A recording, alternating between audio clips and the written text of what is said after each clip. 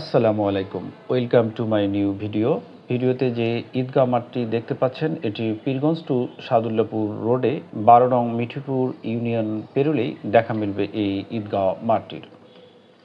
স্থানীয় এক কিশোর বালকের মাধ্যমে জানতে পারি যে এই ঈদগাহ মাঠটির নাম রামনাথপুর ঈদগাহ মাঠ। আবার গুগলে সার্চ করেও পাওয়া যায় মাঠটির নাম রামনাথপুর ও দুরা মিঠিপুর সম্মিলিত ঈদগাহ মাঠ। তো মাঠটির নাম নিয়ে যাই হোক, তো মাঠটির প্রধান বৈশিষ্ট্য হলো বটগাছে ঘেরা ছায়াযুক্ত শীতল পরিবেশ, পাখির কিচিরমিচির ডাক এখানে আসলে আপনার মনে প্রশান্তি এনে দিবেই। বটগাছ গ্রামীণ জীবনের কেন্দ্রবিন্দু। কিছু কিছু জায়গায় গ্রামসভা এই গাছের ছায়াতেই বসে।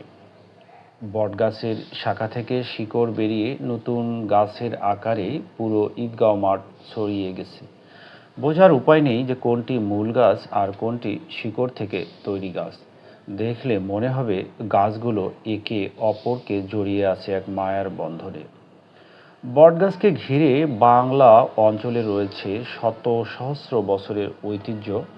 উষ্ণ আবহাওয়ার বিশাল আয়তনের এই ছায়াবৃক্ষটি অনেক উপকারে আসে।